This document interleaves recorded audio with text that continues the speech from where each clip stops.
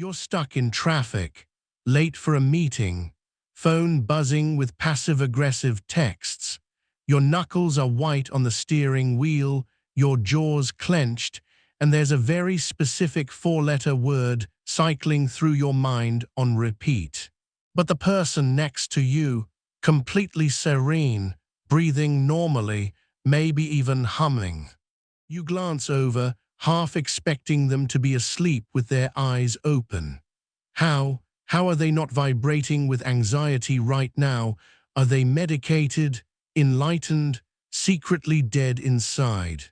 Here's the thing, that unsettling calm isn't what you think. These people aren't emotionless robots or Zen masters who have transcended earthly concerns.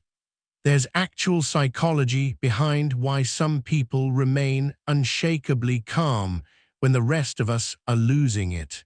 And no, it's not always healthy. So let's pull back the curtain on the minds of the perpetually placid, the eerily composed, the people who make you wonder if they're even human.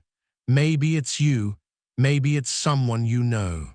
Either way, buckle up, because what you're about to discover might just change how you see that annoyingly calm coworker forever. Picture this, there's a crisis at work. Deadlines missed, client furious, everyone's scrambling, voices raised, blame flying like shrapnel. And then there's that person, leaning back in their chair, fingers steepled, watching the chaos unfold like it's a nature documentary. Interesting, they might say, not panicking, not even particularly concerned, just observing. This is what psychologists call emotional detachment, and it's more complex than it looks. These individuals have developed what's known as a depersonalization response to stress. Their brains have essentially learned to hit the mute button on emotional input. It's not that they don't care, well, sometimes they don't, but their nervous system has been conditioned to create distance between themselves and whatever's happening. Often, this develops as a coping mechanism. Maybe they grew up in chaotic environments where freaking out only made things worse. Maybe they learned early that emotional investment equals pain. So their mind built a psychological moat. They're calm because they've learned to watch life happen to them rather than experiencing it with them. It looks like wisdom. It can even feel like maturity. But here's the uncomfortable truth. This kind of calm often comes at the cost of genuine connection.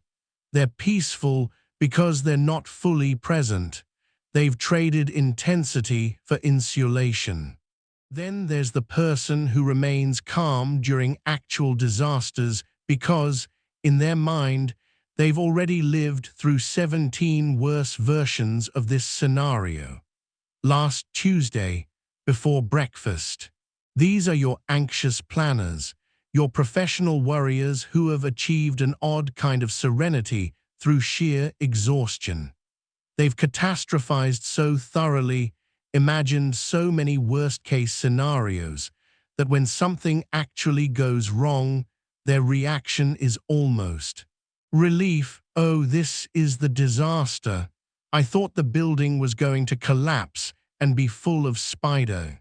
Psychologically, this is a form of what's called defensive pessimism, and it actually works for some people. By mentally rehearsing every possible catastrophe, they've essentially pre-processed their panic. When the fire alarm goes off, they're not surprised. They're the person calmly heading for exit C because they've mapped every exit 3 times already. Their nervous system isn't calm exactly, it's just tired. They've already activated their stress response so many times in imagination that the real thing barely registers as novel. The trade-off: they're calm during crises but anxious during peace. They're the person who can handle an emergency with surgical precision, but will absolutely spiral over an ambiguous text message. Now here's a different breed entirely. The person whose calm comes not from detachment or over-preparation, but from something deeper, something almost philosophical. Watch them closely when things go sideways. There's no tension in their shoulders. Their breathing doesn't change. They might even smile a little, not out of joy, but recognition. Ah, yes, this is happening. No resistance, no fighting against reality, just acceptance. This is what psychologists and Buddhist practitioners call radical acceptance, and it's probably the healthiest form of calm on this list. These individuals have genuinely internalized the fact that they cannot control most of what happens to them, only how they respond. They've made peace with uncertainty, not in a defeated, nothing matters kind of way, but in a liberated, I can only do what I can do kind of way. Their secret, they've trained themselves to distinguish between pain and suffering. Pain is what happens. Suffering is the story you tell yourself about what happens. They've learned to drop the story.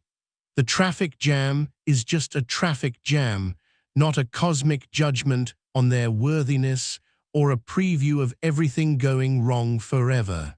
This kind of calm is cultivated, not inherited. It comes from practice, often from confronting enough genuine hardship that the small stuff genuinely becomes small. They're not numb, they're not detached. They're present, but without the desperate clutching that turns every setback into a catastrophe. And then there are the people who are calm for the most frustratingly simple reason of all. Their brains are just wired that way. Some individuals are born with what neuroscientists call a low-reactivity temperament. Their amygdala, the brain's alarm system, simply doesn't sound the sirens as loudly or as often. It's not a choice, it's not a spiritual achievement, it's just genetics, like being tall or having perfect pitch. Studies show that some people have naturally lower cortisol responses to stress. Their heart rate stays steadier. Their palms don't sweat. When you're losing your mind over a delayed flight, their nervous system is genuinely registering the situation as mild inconvenience rather than threat to survival. They're calm the way you might be calm about the weather. It's just not triggering their internal alarm bells. Before you resent them too much, remember, this cuts both ways. While they're great in a crisis, they might also struggle to muster urgency when it's actually needed. They might underestimate real dangers because their internal alarm system is perpetually set to meh. Studies show that some people have naturally lower cortisol responses to stress. Their heart rate stays steadier. Their palms don't sweat. When you're losing your mind over a delayed flight, their nervous system is genuinely registering the situation as mild inconvenience rather than threat to survival. They're calm the way you might be calm about the weather. It's just not triggering their internal alarm bells. Before you resent them too much, remember, this cuts both ways. While they're great in a crisis, they might also struggle to muster urgency when it's actually needed. They might underestimate real dangers because their internal alarm system is perpetually set to meh. Psychologically, this is emotional suppression, and it's exhausting. These individuals have learned, usually through some combination of cultural conditioning, family dynamics, or professional necessity, that displaying emotion is dangerous, weak, or unacceptable. So they've become experts at the internal lockdown. The storm is raging inside, but the surface remains glassy smooth. The cost, emotional suppression, is linked to anxiety, depression, and even physical health problems. You can't just compress emotions indefinitely. They leak out in other ways, through illness, through sudden explosive outbursts, through a kind of chronic inner tension that never quite resolves. They're calm the way a pressure cooker is calm, right up until it isn't. Here's the thing about calm. It's not one thing, it's not always healthy, and it's not always a choice. The person who remains unshakable might be genuinely at peace, or they might be dissociated, exhausted from worry, genetically lucky, or quietly falling apart behind a very convincing mask. Here's the thing about calm. It's not one thing, it's not always healthy, and it's not always a choice. The person who remains unshakable might be genuinely at peace, or they might be dissociated, exhausted from worry, genetically lucky, or quietly falling apart behind a very convincing mask.